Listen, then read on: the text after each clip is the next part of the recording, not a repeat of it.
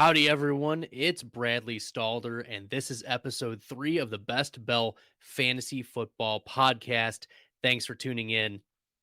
In episode 2, I introduced the concept of percentile adjusted rates and how percentile adjusted rates can be helpful deciding which players more easily access ceilings and which players have historically shown that it may be a bad bet for them to access ceilings.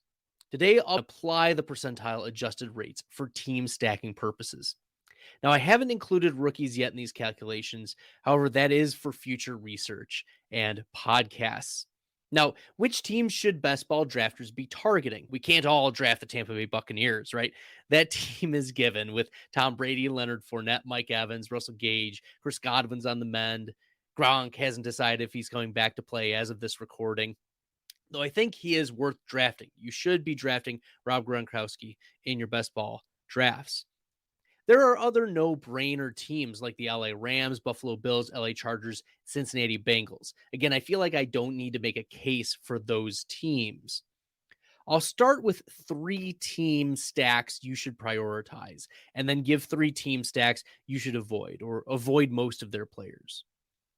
First, the Minnesota Vikings. Now, they're led by Kirk Cousins, who's been scoring 22 or more fantasy points at only 25.6% clip over the last 3 seasons. And he's reasonable cost, going at quarterback 16 on most sites. But it's the wide receivers who have been lighting it up for the Vikings. Justin Jefferson, wide receiver 3 on Underdog, should be strongly considered in that conversation for wide receiver 1 overall, given that over the last 2 seasons, Jefferson has been a wide receiver 18 or better nearly 40% of the time. Half of that is a wide receiver 1, half of that is a wide receiver 2. 13% of the time, he was your wide receiver 3. So over 50% of the time, he's coming in one of those top 3 wide receiver spots for you. He's been consistently elite. It's also Adam Thielen, who's being drafted at wide receiver 39. What a discount on Adam Thielen. When on the field, Thielen's been a wide receiver 18 or better 34% of the time over the last 3 seasons. Even when Thielen and Jefferson haven't been lighting it up, we've seen other young wide receivers like Amir Smith-Marset, drafted a wide receiver 152. KJ Osborne, wide receiver 71. And even Jalen Nailor's being a last round consideration at wide receiver 139. We've seen those two, Amir Smith-Marset and KJ Osborne, be factors, and it wouldn't surprise me if Jalen Nailor also is a factor this coming year in sporadic weeks. The current Vikings wide receivers, some percentile adjusted rate of making a winning best ball lineup over the last 3 years has been the 3rd highest among all wide receiver groups. All of this in the context of a run-first offense centered around Dalvin Cook over the last 3 seasons. Here's the thing. The tides may be shifting with a new head coach coming from the LA Rams, whose pass rate in neutral game scripts was 2nd highest each of the last 2 seasons. Compare that to the Minnesota Vikings, who had been 11th each of the past 2 seasons. And they also have a new GM who has a strong analytics background. This will be no Mike Zimmer 1980s run and tumble offense. This is going to be a new and fresh Minnesota Vikings 2022 offense. Expect the Vikings to increase their pass attempts, increase their scoring, increase their wide receiver fantasy points. You want Vikings wide receivers taking shots on them later on in your drafts. The Arizona Cardinals may have quelched the drama involving Kyler Murray, but the market has yet to catch up to that transaction. On draft night, shocked the world, Marquis Brown to the Arizona Cardinals. Now, Marquis Brown is still being drafted as the wide receiver 21. Guess what? He's not on Baltimore anymore. He's on the Arizona Cardinals. Let's put some context to what Brown did over the last few seasons in Baltimore. Brown still put up wide receiver 6, like that elite tier of wide receiver numbers, about 4% of the time. Wide receiver 18 numbers nearly 20% of the time, and wide receiver 30 numbers about 30% of the time. That was over the last 3 seasons.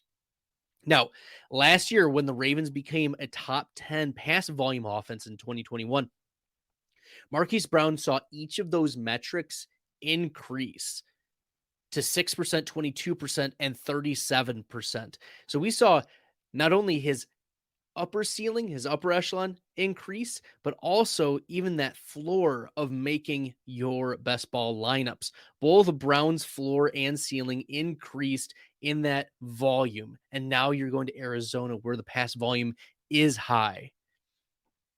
There's also good opportunity. DeAndre Hopkins is suspended for 6 games. He's 30 years old, being drafted as the wide receiver 30.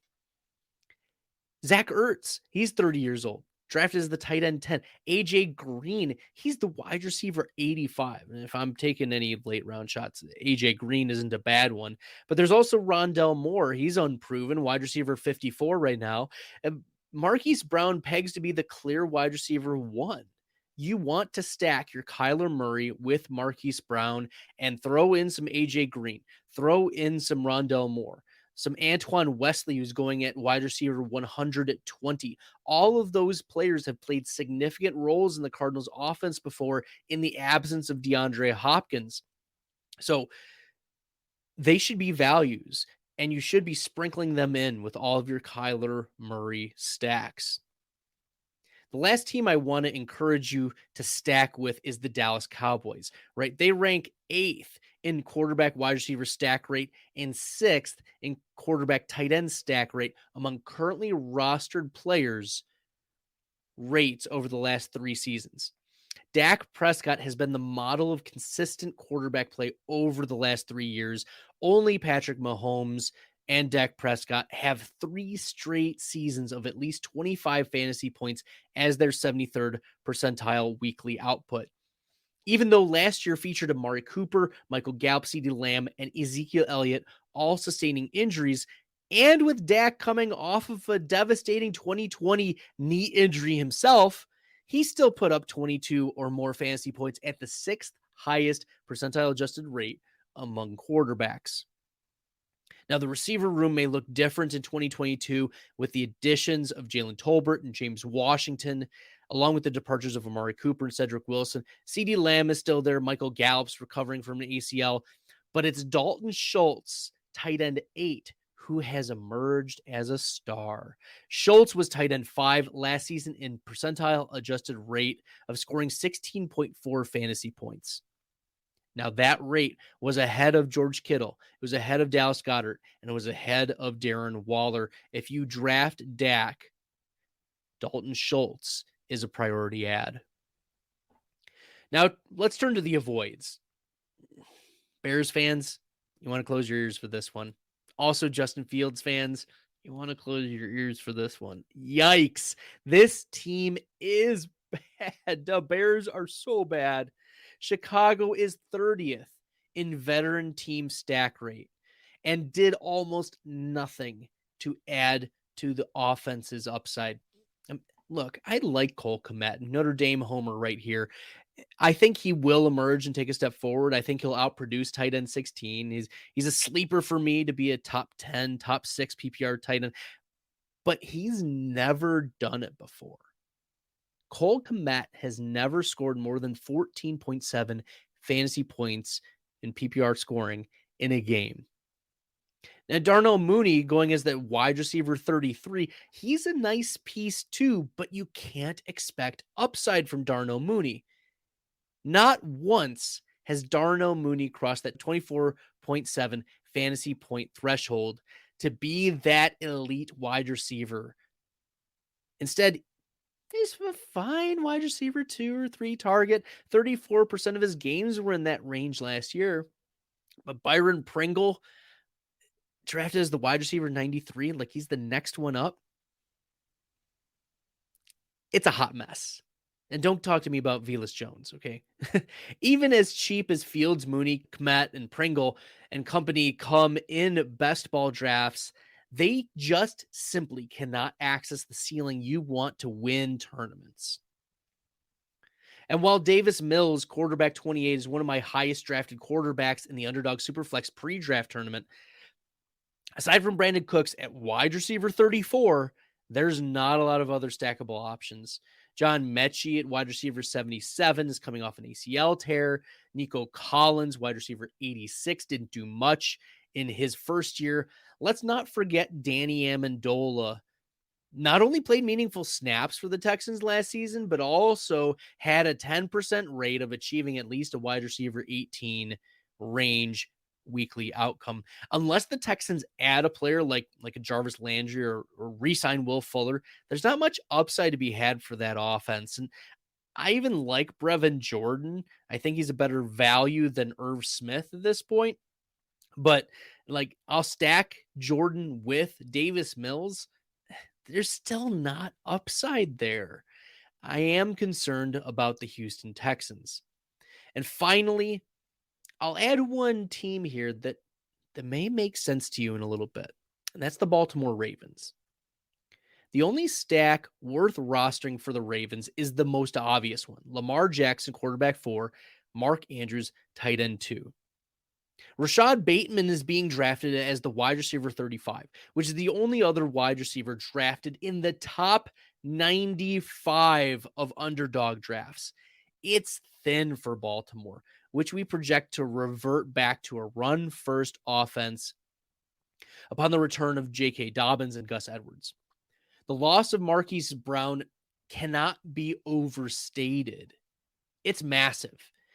He's 26+% target share. You just straight up lose.